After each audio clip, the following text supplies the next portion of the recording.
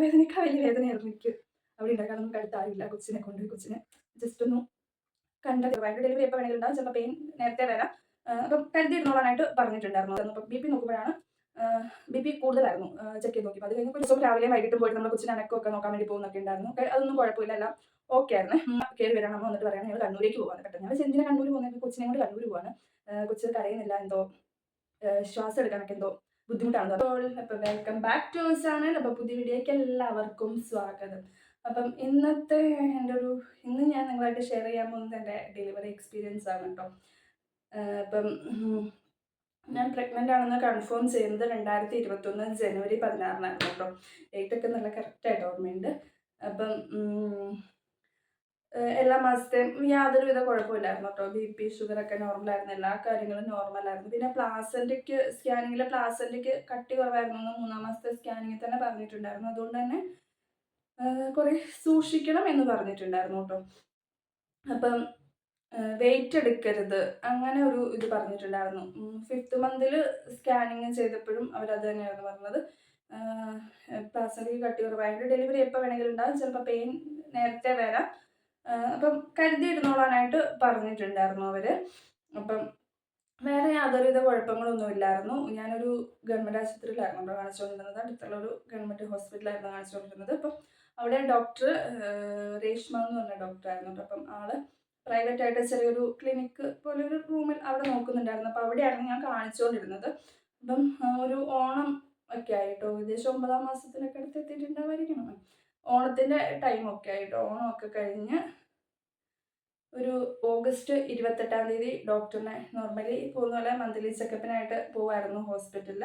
അവിടെ ഉച്ച കഴിഞ്ഞിട്ടാണ് കേട്ടോ ഡോക്ടറെ കാണിക്കാനായിട്ട് പോണത്. അപ്പം അവിടെ ചെന്ന് കഴിഞ്ഞിട്ട് ഏതോ 2, 3, 4 അങ്ങനെ ഒരു ടോക്കണായിരുന്നു കിട്ടിയത്. അപ്പോൾ ചെന്ന് കഴിഞ്ഞപ്പം പോകുന്ന സമയത്ത് എനിക്ക് 2 ദിവസം മുന്നേ എനിക്ക് അടിവയറിന് ചെറുതായിട്ടൊരു വേദനയൊക്കെ ഉണ്ടായിരുന്നു. അപ്പം കാണിക്കാൻ ചെല്ലുമ്പോൾ എന്തായാലും പറയാം എന്നൊക്കെ വിചാരിച്ച് പോയി പറഞ്ഞു. ഇപ്പോൾ പറഞ്ഞു യൂറിൻ ടെസ്റ്റ് ചെയ്യാം, ചിലപ്പോൾ ഇൻഫെക്ഷൻ്റെ ആയിരിക്കും എന്ന് പറഞ്ഞു. ടെസ്റ്റിനൊക്കെ ഉള്ളതൊക്കെ എഴുതി തന്നു. അപ്പം ബി പി നോക്കുമ്പോഴാണ് ബി പി കൂടുതലായിരുന്നു.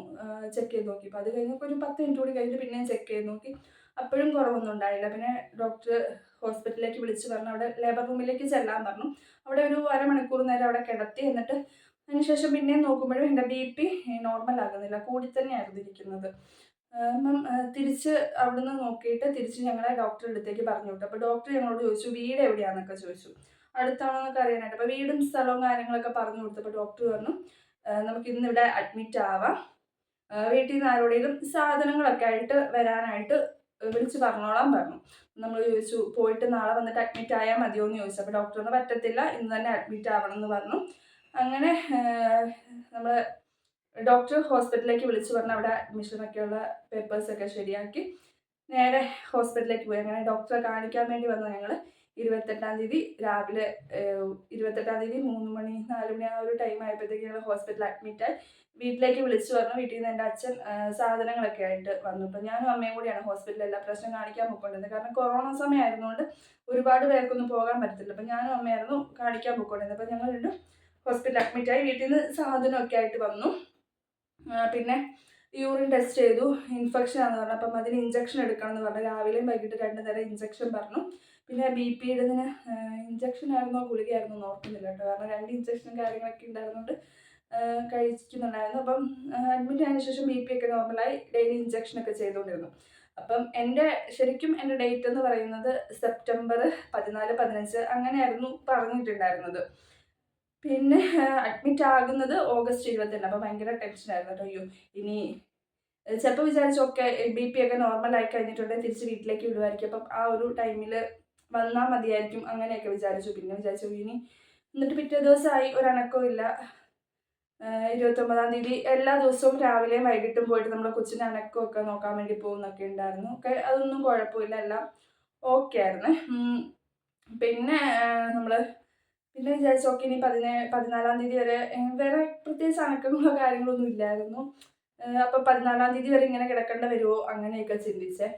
പിന്നെ എനിക്ക് തോന്നുന്നു 30-ാം തീയതി രാവിലെയാണെന്ന് തോന്നുന്നു. രാവിലെ ഇതുപോലെ അനക്കം ടെസ്റ്റ് ചെയ്യാൻ വേണ്ടി പോയി. ഇപ്പോൾ ബി പി ഒക്കെ നോർമലായിരുന്നു. അപ്പം പി വി ചെയ്ത് നോക്കിയിട്ട് ഡോക്ടർ പറഞ്ഞു നാളെ 31-ാം തീയതി നാളെ രാവിലെ നമുക്ക് പെയിൻ വരാനുള്ള മരുന്ന് കുത്താൻ ഓക്കെ അല്ലേ എന്ന് ചോദിച്ചു. ഞാൻ പറഞ്ഞു ആന്ന് പറഞ്ഞു. പിന്നെ കൂടെയുള്ള ആളെ വിളിക്കാൻ പറഞ്ഞു.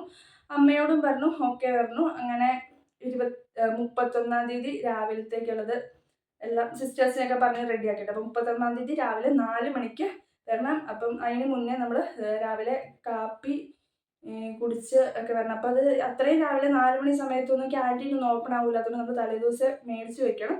ബെന്നോ അങ്ങനെ എന്തെങ്കിലുമൊക്കെ കഴിച്ചിട്ടേ വരാൻ പറ്റുള്ളൂ എന്ന് പറഞ്ഞു കേട്ടോ. അങ്ങനെ ഞങ്ങൾ രാവിലെ നേരത്തെ സിസ്റ്റേഴ്സ് വന്നു കേട്ടോ. അവർ വരുന്നതിന് മുന്നേ ഞങ്ങൾ എണീറ്റ് കാപ്പിയെല്ലാം കുടിച്ച് അവിടെ റെഡി ആയിരുന്നു. 4 മണി ആയപ്പോഴത്തേക്ക് ഞങ്ങളെ ലേബർ റൂമിലേക്ക് കൊണ്ടുപോയി. അപ്പം അവിടെ നമ്മൾ വെള്ളം മുണ്ടും ഷർട്ടൊക്കെ ആയിരുന്നു കേട്ടോ. ഇതൊക്കെ ഇടിയിപ്പിച്ചു. ഞങ്ങൾക്ക് വയറ് ക്ലീൻ ചെയ്തു. പിന്നെ മരുന്ന് കൂട്ടിയത് 4 മണി 4:30 ആയപ്പോഴത്തേക്കും, രാവിലെ 4 മണി 4:30 ആയപ്പോഴത്തേക്കും മരുന്ന് കൂട്ടി.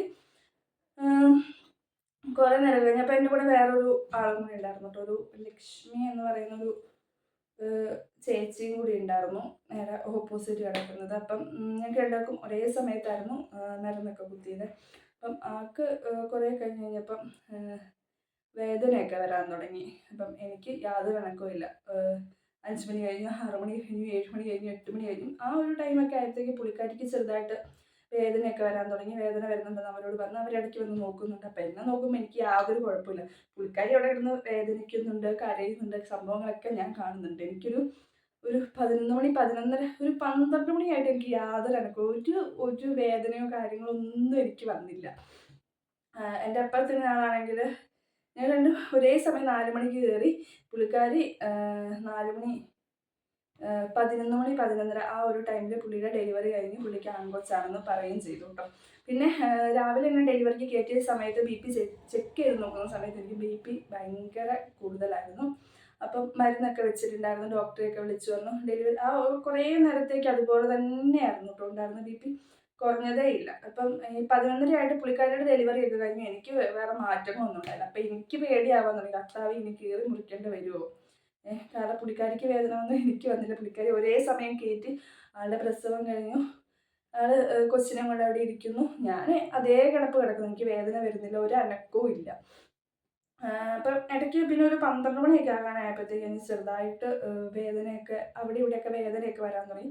പിന്നെ പെട്ടെന്ന് അങ്ങോട്ട് അവരോട് പറഞ്ഞിട്ട് അവരത്ര കാര്യമാക്കിയില്ല. കാരണം വേദന വരാൻ തുടങ്ങിയതല്ലേ ഉള്ളൂ. പിന്നെ പെട്ടെന്ന് വന്ന് ഇവർ നോക്കുമ്പോൾ പറഞ്ഞു, നേഴ്സുമാർ വന്ന് നോക്കിയിട്ട് പറഞ്ഞു, ഡോക്ടറോട് പറഞ്ഞു. അപ്പം നമ്മളെ സ്ട്രെച്ചറിൽ കൊണ്ടുപോവാണ് കേട്ടോ ലേബർ റൂമിലേക്ക്. ഇത് ഒബ്സർവേഷനിൽ ഇട്ടിരിക്കുന്ന അവിടെ. അവിടുന്ന് ലേബർ റൂമിലേക്ക് കൊണ്ടുപോയി. കൊച്ചുണ്ടായി. കൊച്ചിനെ ഇങ്ങനെ ഡോക്ടർ എടുത്തു കേട്ടോ. ആ ഒരു 12 മണിക്ക് വേദന വന്ന് 12:30 ആയപ്പോഴത്തേക്ക് എനിക്ക് കൊച്ചുണ്ടായി. അപ്പം മോളെ എടുത്ത് ഇങ്ങനെ ഡോക്ടർ ഇങ്ങനെ പൊക്കി കാണിച്ചു. അപ്പം നമ്മുടെ നെഞ്ചത്തേക്ക് നമ്മൾ കിടക്കുമ്പോൾ നമ്മുടെ നെഞ്ചത്തേക്ക് വെക്കും എന്നിട്ട് പറയും ഒരു ഉമ്മയൊക്കെ കൊടുത്താൽ പറഞ്ഞ് ഉമ്മയൊക്കെ കൊടുത്ത്.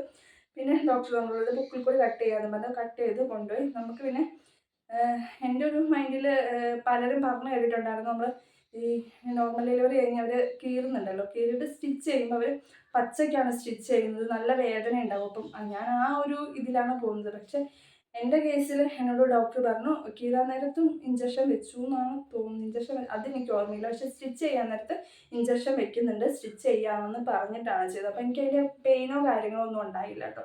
അപ്പോൾ സാധാരണ പോലെ ഡെലിവറി കഴിഞ്ഞു.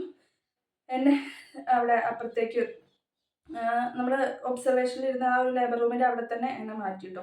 ഇവിടേക്ക് മാറ്റി. കുറേ കഴിഞ്ഞ് കഴിഞ്ഞപ്പം ഒരു കൊച്ചിനൊക്കെ തുടച്ച് എൻ്റെ കയ്യിൽ കൊണ്ടുപോയി തന്ന്, പാൽ കൊടുക്കാനൊക്കെ കൊണ്ടുപോയി തന്ന്. ഞാൻ കൊച്ചിന് പാലൊക്കെ കൊടുത്ത് അവർ കൊച്ചിനെ കൊണ്ടുപോയി. പിന്നെ യാതൊരുവിധ അനക്കങ്ങളൊന്നും ഇല്ല കേട്ടോ.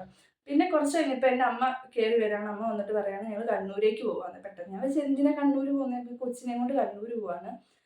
കൊച്ച് കരയുന്നില്ല, എന്തോ ശ്വാസം എടുക്കാനൊക്കെ എന്തോ ബുദ്ധിമുട്ടാണെന്ന് പറഞ്ഞു. അപ്പോൾ ഇവിടെ പീഡിയാട്രിഷനെ കാണിച്ചപ്പോൾ അവിടെ NIC ഉണ്ടായിരുന്നില്ല ഞങ്ങൾ കാണിച്ച ഹോസ്പിറ്റലിൽ. അപ്പം നേരെ കൊച്ചിനും കൂടെ കണ്ണൂരേക്ക് പോകുമെന്ന് പറഞ്ഞു. അപ്പം പുറത്തുണ്ടായിരുന്നത് ആകെ എൻ്റെ കൂടെ ഉണ്ടായിരുന്നത് എൻ്റെ അമ്മ ഉണ്ടായിരുന്നു, എൻ്റെ അച്ഛനുണ്ടായിരുന്നു, എൻ്റെ ഹസ്ബൻഡ് ഉണ്ടായിരുന്നു. അവർ 3 ഉണ്ടായിട്ടുള്ളൂ. അപ്പം അമ്മ എന്നോട് പറഞ്ഞു എൻ്റെ ചേച്ചിയുണ്ട്, അവൾ വരുന്നുണ്ട്, ഞാനും അച്ഛനും കൂടി പോവുകയാണ്, കൊച്ചിനെയും കൊണ്ട് പോവുകയാണ്, അവൻ പുറത്തുണ്ട് എന്ന് പറഞ്ഞു. അവർ കൊച്ചിനെയും കൊണ്ട് നേരെ കണ്ണൂരേക്ക് പോവാണ്. അപ്പം എനിക്ക് ഇത്രയും മാത്രമേ ഉള്ളൂ, എനിക്ക് വേറെ ഒന്നും അറിയത്തില്ല. അപ്പം എൻ്റെ അപ്പുറത്ത് കേൾക്കുന്നവർ ആള് കൊച്ചു കൂടെയുണ്ട്, ആളുടെ പേരൻസ് കൂടെയുണ്ട്. അവർ നല്ല ആൾക്ക് കഞ്ഞിയൊക്കെ മേടിച്ചോട് കൊടുക്കുന്നുണ്ടൊക്കെ ഉണ്ട് കേട്ടോ. അത് കഴിഞ്ഞ് കുറേ കഴിഞ്ഞ് നമുക്ക് കൊച്ചിനെയൊക്കെ കൊണ്ട് അവർ പോവാന്നൊക്കെ പറഞ്ഞ് പോയി. അത് കഴിഞ്ഞിട്ടാണ് എനിക്ക് ഉച്ച കുറച്ച് കഴിഞ്ഞപ്പോഴത്തേക്കും ഒരു കഞ്ഞി മേടിക്കാൻ വേണ്ടിയിട്ട് എന്നോട് ചോദിച്ചു. ഇപ്പോൾ ആരാ കൂടെ ഉള്ളതെന്ന് ചോദിച്ചു. നമ്മളിങ്ങനെ പോയി എന്ന് പറഞ്ഞു. ചോദിച്ചു വേറെ ആരും ഇല്ലേന്ന് ചോദിച്ചു. ഞാൻ പറഞ്ഞു എൻ്റെ ഹസ്ബൻഡുണ്ട് പുറത്തെന്ന് പറഞ്ഞു. അപ്പം ആളെ വിളിച്ചു കഞ്ഞി മേടിപ്പിച്ചു. അപ്പോൾ കഞ്ഞിയായിട്ട് കയറി വരുന്നത് ചേച്ചിയാണ്. അപ്പോഴേക്കും എൻ്റെ ചേച്ചി വന്നിട്ടുണ്ടായിരുന്നു. ആള് കഞ്ഞിയായിട്ട് ഇങ്ങനെ അകത്തേക്ക് കയറി വന്നു. അപ്പം അമ്മയായിരുന്നു കൂടെ ഉണ്ടായിരുന്നത്. അപ്പം എല്ലാ കാര്യങ്ങളും അറിയാവുന്ന ബേഗും കാര്യങ്ങളും എവിടെയാണ് വെച്ചിരിക്കുന്നതെന്നൊക്കെ അറിയാവുന്നത് അമ്മയ്ക്കായിരുന്നു കേട്ടോ. അപ്പം അമ്മ അച്ഛനും കൂടി പോവുകയും ചെയ്തു. പിന്നെ അവസാനം വന്നത് ചേച്ചിയും എൻ്റെ ഹസ്ബൻഡും ആയിരുന്നു അവിടെ ഉണ്ടായിരുന്നത്. അപ്പം അവള് കഞ്ഞിയൊക്കെ തന്നു. നമുക്ക് കുടിക്കാൻ പറ്റുന്നില്ല, കാരണം കൊച്ചിനെ കൊണ്ട് എന്നാ പറ്റിയെന്ന് അറിയത്തില്ല, ഒന്നും അറിയില്ല. എന്നോട് പറഞ്ഞു ഇങ്ങനെ കൊച്ചു കരയുന്നില്ല, ശ്വാസം എടുക്കുന്നില്ല, എന്തോ പ്രശ്നമുണ്ട്, NICU വെക്കാനായിട്ട് കൊണ്ടുപോകുകയാണെന്ന് മാത്രമേ എന്നോട് പറഞ്ഞില്ല. പിന്നെ കാര്യമൊന്നും അറിയത്തില്ല. അപ്പം അതിന് മുന്നേ ഇവർ വരുന്നതിന് മുമ്പേ കൊച്ചിനെ കൊണ്ടുപോയിട്ട് കുറേ കഴിഞ്ഞിട്ടായിരുന്നു. അപ്പം ഞാൻ അത്രയും നേരം ഞാൻ ഒറ്റയ്ക്കായിരുന്നു ഉണ്ടായിരുന്നത് അവിടെ. അപ്പം ചേച്ചി കഞ്ഞിയും കൊണ്ടൊക്കെ വരുന്നതിന് മുമ്പ് ഞാൻ കുറേ നേരം ഒറ്റയ്ക്കായിരുന്നു. അപ്പം എൻ്റെ അപ്പുറത്തിരിക്കുന്ന ആളുടെ അടുത്ത് ആളുടെ പേരൻസ് ഉണ്ട്. ആളുടെ അല്ല, ഹസ്ബൻഡിൻ്റെ. ആള് അനാഥയായിരുന്നു കേട്ടോ. ആൾക്ക് ഇത് അച്ഛനും അമ്മയൊന്നും ഇല്ലാത്തതായിരുന്നു. അപ്പം ആളുടെ ഹസ്ബൻഡിൻ്റെ പേരൻസ് ഉണ്ട്. അവരെല്ലാവരും കൊച്ചിൻ്റെ അടുത്ത് ഇങ്ങനെ ഇരിപ്പുണ്ട്. അപ്പം അത് കണ്ടപ്പോൾ എനിക്ക് വല്ലാത്ത വിഷമമായി. എന്താ പറയുക, ശരിക്കും പ്രസവ വേദനയേക്കാൾ വലിയ വേദനയായിരുന്നു എനിക്ക് അവിടെ ഉണ്ടായി. കാരണം നമുക്ക് അടുത്ത് ആരുമില്ല. കൊച്ചിനെ കൊണ്ടുപോയി കൊച്ചിനെ ജസ്റ്റ് ഒന്ന് കണ്ടതേ ഉള്ളൂ. കണ്ടവിടെ അവർ കൊച്ചിനെ കണ്ണൂരേക്ക് കൊണ്ടുപോവാണ് ചെയ്തത്. അപ്പം കാണുന്നില്ല. അപ്പം എന്നെയും കൂടി ഡിസ്ചാർജ് ചെയ്ത് വിടേണ്ടതായിരുന്നു. പക്ഷേങ്കിൽ നമ്മൾ ഡെലിവറി കഴിഞ്ഞ പാടായതുകൊണ്ട് നമ്മൾ അങ്ങനെ വിടാൻ പറ്റത്തില്ല. അപ്പം എന്തെങ്കിലും പറ്റിയിട്ടുണ്ടെങ്കിൽ ഹോസ്പിറ്റലിൽ സമാധാനം പറയണ്ടേ. അപ്പം അങ്ങനെ വിട്ടില്ല. അപ്പം വിടാൻ പറ്റത്തില്ല എന്ന് പറഞ്ഞു. കൊച്ചിനെ മാത്രം ഹോസ്പിറ്റലിൽ കൊണ്ടുപോയിട്ട് അഡ്മിറ്റ് ആക്കിയിട്ടു. അതൊക്കെ കഴിഞ്ഞ് കുറേ കഴിഞ്ഞിട്ടായിരുന്നു ചേച്ചി വന്നത്. അപ്പം കഞ്ഞിയൊക്കെ കുടിച്ചു. കഞ്ഞി മേടിച്ചെങ്കിലും കുടിക്കാനൊന്നും പറ്റിയില്ല കേട്ടോ. അങ്ങനെ ഒരു 4 മണിയൊക്കെ ആയപ്പോഴത്തേക്കും ഇവർ നേഴ്സുമാർ വന്നിട്ട് പറഞ്ഞു നിങ്ങളെ ഡിസ്ചാർജ് ചെയ്ത് കണ്ണൂരേക്ക് വിടാണ്. അവിടെ കൊച്ചിന് പാലൊക്കെ കൊടുക്കാൻ വേണ്ടി. അപ്പോൾ കൊച്ചിന് അവിടെ ആയതുകൊണ്ട് രണ്ടുപേരെയും രണ്ടിടത്ത് നിർത്താൻ പറ്റത്തില്ല എന്നും പറഞ്ഞിട്ട് അങ്ങനെ ഞങ്ങളെ കണ്ണൂരേക്ക് മാറ്റാണ്. അപ്പം ബേഗ് സാധനങ്ങളും കാര്യങ്ങളൊക്കെ ഇരിക്കുന്നത് എവിടെയാണെന്നുള്ളത് അമ്മയ്ക്കായിരുന്നു അറിയാവുന്നത്. അപ്പം അമ്മയാണല്ലോ പോയത്. അപ്പം അമ്മ പോയപ്പോൾ ഏതോ ഒരു ബാഗ് എടുത്തിട്ടായിരുന്നു പോയെന്ന് തോന്നുന്നു. പിന്നെ ബാക്കിയുള്ളത് ഞാൻ പറഞ്ഞു അവിടെ ഉള്ളതെന്നും പറഞ്ഞിട്ട് ചേച്ചിനെ കൊണ്ട് പോയി എടുപ്പിച്ചു. കാരണം നമുക്ക് ഒന്നാമത്തെ കാര്യം, നമ്മൾ കൊറോണ സമയമായതുകൊണ്ട് നമുക്ക് ഒരുപാട് പേരെ ഹോസ്പിറ്റലിൽ നിർത്തത്തില്ല. പേഷ്യൻറ്റും ഒരു ബൈസ്റ്റാൻഡറും അങ്ങനെ ആ ഒരു ഇതിലായിരുന്നു നിർത്തിയിരുന്നത്. അപ്പം അമ്മ മാത്രമായിരുന്നു കൂടെ ഉണ്ടായിരുന്നത്. നമ്മൾ എക്സ്പെക്റ്റ് ചെയ്യുന്നുണ്ടായിരുന്നില്ല ഇങ്ങനെ പോകേണ്ട വരുന്നത്. അതുകൊണ്ട് തന്നെ നമ്മൾ ഒത്തിരി പേര് വന്നിട്ടും ഉണ്ടായിരുന്നില്ല കേട്ടോ. അപ്പം അവളെ കൊണ്ട് സാധനമൊക്കെ എടുപ്പിച്ചു. എന്നിട്ട് ഞങ്ങൾ കണ്ണൂരേക്ക് പോകാൻ വേണ്ടിയിട്ട് ആംബുലൻസ് വന്നു കേട്ടോ. അപ്പം ആംബുലൻസ് ലേബർ റൂമിൻ്റെ ഇങ്ങോട്ടേക്ക് ഒത്തിരി ലേബർ റൂമിൻ്റെ മുമ്പിലേക്ക് വന്നു. അപ്പം വേറെ ഡെലിവറിക്കും എല്ലാം കാണിക്കാനൊക്കെ ആയിട്ട് ഒത്തിരി പേഷ്യൻസ് വന്നിട്ടുണ്ടായിരുന്നു. അപ്പം നോക്കുമ്പോൾ എന്നെ ലേബർ റൂമിൽ നിന്ന് പിടിച്ചുകൊണ്ട് പോയി. നടന്നു പോകില്ലെന്ന് ചോദിച്ചു. പറഞ്ഞാൽ എനിക്ക് കുഴപ്പമില്ല, ഞാൻ നടന്നു പോയിക്കോളാം എന്ന് പറഞ്ഞ് എന്നെ കൊണ്ടുപോയി ആംബുലൻസിൽ കയറ്റുമ്പം ഇങ്ങനെ ചുറ്റുമുള്ള ആൾക്കാരൊക്കെ ഇങ്ങനെ നോക്കുന്നുണ്ട്. നമ്മൾ ഡെലിവറി കഴിഞ്ഞിട്ട് നേരെ ആംബുലൻസിൽ കയറി പോകുന്നു. അപ്പം എന്തോ എല്ലാവരും ഇങ്ങനെ എന്തോ അത്ഭുതം പോലെ ഇങ്ങനെ നോക്കുന്നൊക്കെ ഞാൻ കാണുന്നുണ്ട് കേട്ടോ.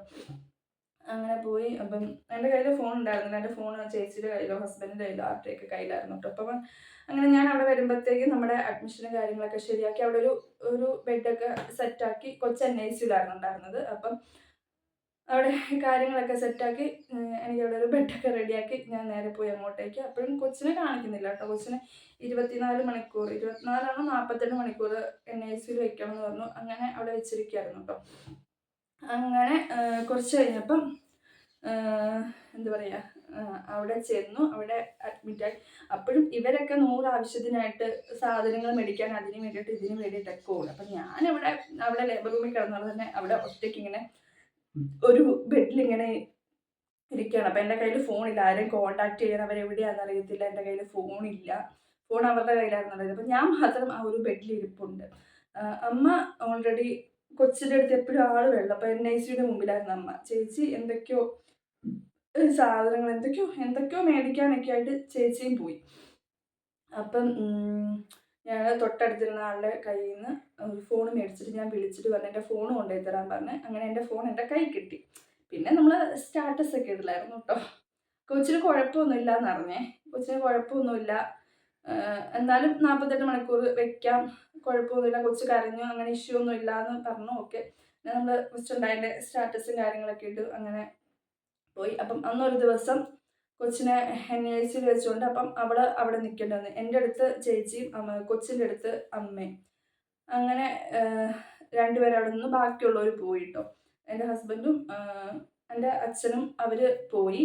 പിന്നെ അത് കഴിഞ്ഞ് പിറ്റേ ദിവസം ഉച്ചയൊക്കെ ആകാനായപ്പോഴത്തേക്കും കൊച്ചിനെ NICU നിന്ന് മാറ്റി. ഓക്കെ, 48 മണിക്കൂർ വെച്ച്, ഇനി 24 മണിക്കൂർ വെച്ചിട്ട് അവർ പറഞ്ഞു ഓക്കെ കുഴപ്പമില്ല, കൊച്ചിനെ നിങ്ങളോട് തന്നെ കിടത്തിക്കോളാൻ പറഞ്ഞു. പിന്നെ ഇടയ്ക്ക് വന്ന് നോക്കുകയൊക്കെ ചെയ്യുന്നുണ്ടായിരുന്നു, കുഴപ്പമൊന്നുമില്ലായിരുന്നു. അപ്പം അങ്ങനെ കിടത്തി. അപ്പോഴും എൻ്റെ കയ്യിൽ ഇഞ്ചക്ഷനൊക്കെ വെക്കാനായിട്ട് കുത്തിയതിൻ്റെ മറ്റേ സംഭവങ്ങളും കാര്യങ്ങളൊക്കെ ഉണ്ടായിരുന്നു. കാരണം അതൊന്നും അഴിച്ചിട്ടുണ്ടായിരുന്നില്ല. അവിടുന്ന് നേരെ ആ ലേബർ റൂമിൽ നിന്ന് നേരെ ഇങ്ങോട്ടേക്ക് പോരുമായിരുന്നു ചെയ്തത്.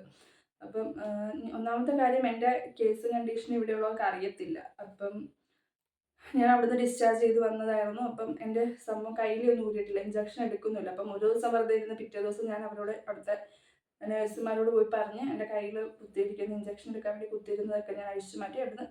അവിടുന്ന് വേറൊരു റൂമിലേക്കല്ല, വേറൊരു വാർഡ് പോലെ തന്നെ അങ്ങോട്ടേക്ക് ഷിഫ്റ്റായി. അവിടെ ഒരു ദിവസം ഇരുന്ന് അവിടെ ഇരുന്ന് കഴിഞ്ഞാൽ നമ്മൾ മടുത്തു, സത്യം പറഞ്ഞാൽ മടുത്തു. അവിടെയും മാറി ഇവിടെയും എന്തോ ഒരു മുഷിച്ചിലായി. അപ്പം അവരോട് ചോദിച്ചു, ഡിസ്ചാർജ് ചോദിച്ചു. ഇന്ന് വ്യാഴാഴ്ച വൈകിട്ടത്തേക്ക് ഉച്ചയായപ്പം, രാവിലെ ഡിസ്ചാർജ് ചോദിച്ചു, അവരൊന്ന് ഉച്ചയ്ക്ക് പറയാമെന്ന് പറഞ്ഞു. അങ്ങനെ ഉച്ചയായപ്പോഴത്തേക്കും ഡിസ്ചാർജ് എഴുതി തന്നു. വൈകിട്ടായപ്പോഴത്തേക്കും സംഭവമൊക്കെ കഴിഞ്ഞ് വീട്ടിലേക്ക് പോയിട്ട്, സത്യം പറയാൻ വീട്ടിൽ ചെന്ന് കയറിയപ്പോൾ കിട്ടിയൊരു ആശ്വാസം ഉണ്ടല്ലോ, അത് പറഞ്ഞറിയിക്കാൻ വയ്യ കേട്ടോ. അത്രയും ദിവസം അവിടെ കിടന്ന് അങ്ങോട്ട് ഓടുന്നു, പേരാവൂര് അവിടെ ഓർക്കാപ്പുറത്ത് പോയിട്ട് അഡ്മിറ്റ് ആവുന്നു. അവിടുന്ന് പിന്നെ ഡെലിവറി കഴിഞ്ഞ് അവിടെ നേരെ കണ്ണൂരേക്ക് പോകുന്നു. വല്ലാത്തൊരു എക്സ്പീരിയൻസ് ആയിരുന്നു കേട്ടോ. പക്ഷെ അതിലും പ്രസവ വേദനയേക്കാൾ എനിക്ക് ഏറ്റവും കൂടുതൽ വേദന തോന്നിയത് നേഴ്സുമാർ അവിടെ ഡെലിവറി കഴിഞ്ഞ് നടക്കുന്ന സമയത്ത് വന്നിട്ട് ചോദിച്ചു, കൂടെ ആരും ഇല്ലേ എന്നൊരു ചോദ്യം ചോദിച്ചപ്പം ശരിക്കും സങ്കടം പിടിച്ചു വയ്ക്കാൻ പറ്റില്ല കേട്ടോ. കാരണം അപ്പുറത്തിരിക്കുന്ന ആളുടെ കൂടെ കൊച്ചുണ്ട്, ആൾക്കാരുണ്ട്, എല്ലാവരും ഉണ്ട്. ഞാൻ മാത്രം ഇങ്ങനെ അനാഥപ്രേതത്തെ പോലെ ഇങ്ങനെ ആ ഒരു ബെഡിൽ ഇങ്ങനെ കിടക്കായിരുന്നു. വല്ലാത്തൊരു ഫീലിങ്സ് ആയിരുന്നു കേട്ടോ. പ്രസവ വേദന ഒന്നും അതിൻ്റെ മുമ്പിൽ, ആ ഒരു വേദനയ്ക്ക് മുമ്പിൽ, ആ ഒരു ഒറ്റപ്പെടലിന് മുമ്പിൽ, ആ ഒരു വേദനയ്ക്ക് മുമ്പിൽ പ്രസവ വേദനയൊന്നും ഒന്നല്ല എന്നായി തോന്നിപ്പോയി കേട്ടോ. അങ്ങനെ പ്രസവം എല്ലാം കഴിഞ്ഞൊരു മറക്കാൻ പറ്റാത്ത, പിന്നെ പ്രസവ വേദനയായിട്ട് എനിക്ക് അങ്ങനെ തോന്നിയിട്ടുണ്ടെന്ന് ചോദിച്ചാൽ, എനിക്ക് ആ ഒരു 12 മണി തൊട്ട് 12:30 സമയത്തായിട്ട് ആ ഒരു വേദനയെ പറ്റി എനിക്ക് യാതൊരുവിധ ഇതുമില്ല. പക്ഷെ എനിക്ക് അതിനേക്കാളൊക്കെ അപ്പുറം വേദന തോന്നിയത് മീൻസ് ആ ഒരു ഒറ്റപ്പെടലായിരുന്നു കേട്ടോ. അങ്ങനെ ഇപ്പം 3 വർഷം, എൻ്റെ കുഞ്ഞിന് ഓഗസ്റ്റ് 31-ന് 3 വയസ്സാവാൻ, അങ്ങനെ ആ ഒരു ഘട്ടം കഴിഞ്ഞ് കിട്ടി.